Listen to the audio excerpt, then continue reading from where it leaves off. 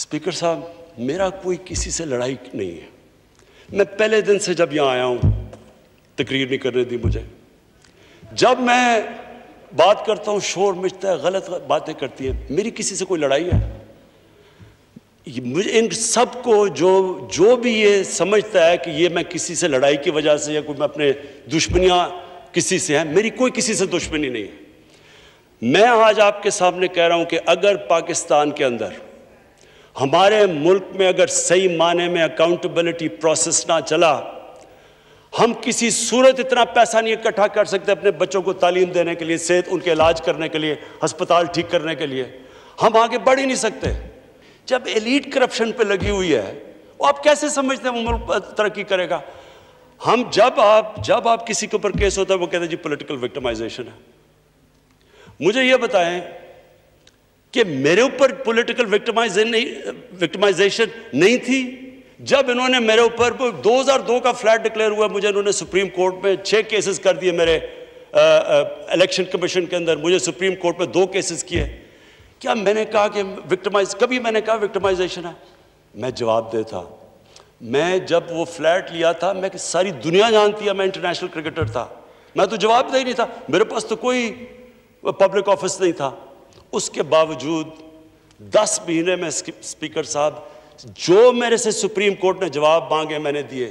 40 साल पुराने कॉन्ट्रैक्ट दिए, मॉर्गेजेस दिखाए, किधर से पैसा आया, मॉर्गेज में कितना गया, कब वो मॉर्गेज दिया, फ्लैट कब बिका, बीवी से जो पैसे लिए हुए थे यहां जमीन लेने के लिए। आपको पता है सुप्रीम कोर्ट ने मेरे से पूछा कि जनाब आप बताएं, साबित करें कि आपने बीवी को पैसे वापस किए थे। वो बीवी ने ईमेल दे रही है कि हाँ इसने पैसे वापस किए थे। उन्होंने कहा नहीं सबूत दो। ये कभी हुआ ही नहीं है ऐसे कि वो बीवी कह रही है पैसे, वो कहते नहीं। बैंक स्टेटमेंट्स निकाल के दी 15 साल पुरानी, जो मेरा ट्रांजैक्शन बीवी के साथ था, मनी ट्रेल दी, सारा जो पैसा वहां से हलाल की कमाई का बाहर से पाकिस्तान लेके आया, उसकी मनी ट्रेल दी। स्पीकर साहब, कोई मैंने कमाल नहीं किया। ये हर उस मुल्क में जिसमें जेन्युइन डेमोक्रेसी है, वहां एक लीडर को जवाब देना पड़ता है, क्योंकि वो अमानतदार होता है, वो पब्लिक के पैसे का अमानतदार होता है।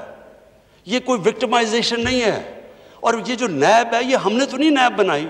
एक आदमी हमने भर्ती नहीं करवाया। नैब तो पुरानी है, 90% केसेस भी पुराने हैं, लेकिन गालियां हर रोज मुझे पड़ती हैं कि जनाब देखें इमरान खान ने ये कर दिया, वो कर दिया। देखें स्पीकर साहब, मैं चाहता हूं कि हमारी पार्लियामेंट चले। मैं चाहता हूं कि डिबेट हो सही, क्योंकि डिबेट के बगैर आइडियाज़ तराशे नहीं जाते। डिबेट सबसे इंपॉर्टेंट चीज़ डेमोक्रेसी की अकाउंटेबिलिटी और मेरिट के बाद तीसरी चीज़ है, वो डिबेट होती है। यहाँ डिबेट ही नहीं हो सकती।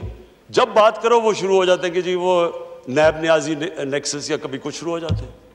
यानी इस तरह तो देखे ना स्पीकर साहब, मैंने तो नहीं नैब बनाई। पॉइंट ये है कि क्या फंडामेंटल प्रिंसिपल ये है, क्या हमारे जो इक़्तिदार में लोग रहते हैं वो जवाब देना चाहते हैं अपनी वेल्थ का या नहीं देना चाहते? और अगर वो नहीं देना चाहते तो बाकी क्यों देंगे? आप जो कल्चर होता है वो ऊपर से सेट होता है। वो कहते हैं the fish rots from the top. जब ऊपर से खराब होता है, सारा माशरा नीचे तक तबाह हो जाता है। करप्शन का स्पीकर साहब नंबर 1 प्रॉब्लम ये होता है कि मुल्क में जो पैसा ह्यूमन डेवलपमेंट में जाना होता है वो लोगों की जेबों में चला जाता है। नंबर 2 प्रॉब्लम ये होता है क्योंकि चोरी का पैसा होता है वो मुल्क में नहीं आप रख सकते, वो आपको मुल्क से बाहर भेजना पड़ता है। तो मैं सिर्फ ये कंक्लूड करता हूँ स्पीकर साहब, मैं अपनी ऑपोजिशन से बड़े रिस्पेक्ट से कहना चाहता हूँ, मेरी कोई किसी से दुश्मनी नहीं है, ना मैं कुछ बदला लेना चाहता हूँ। मैं सिर्फ ये बिलीव करता हूँ कि हमारा मुल्क, अल्लाह ने इसको इतनी नेमतें दी हैं, अल्लाह ने इससे क्या क्या चीज़ें नहीं हमें दी, लेकिन जब तक इस मुल्क के अंदर रूल ऑफ लॉ मीन्स कि everyone is equal in front of law, जब तक रूल ऑफ लॉ और लीडरशिप की अकाउंटेबिलिटी नहीं होगी, हम भी वही सारे बनाना रिपब्लिक्स की तरह एक समुंदर होगा गरीबों का और थोड़े से अमीर लोग होंगे। शुक्रिया।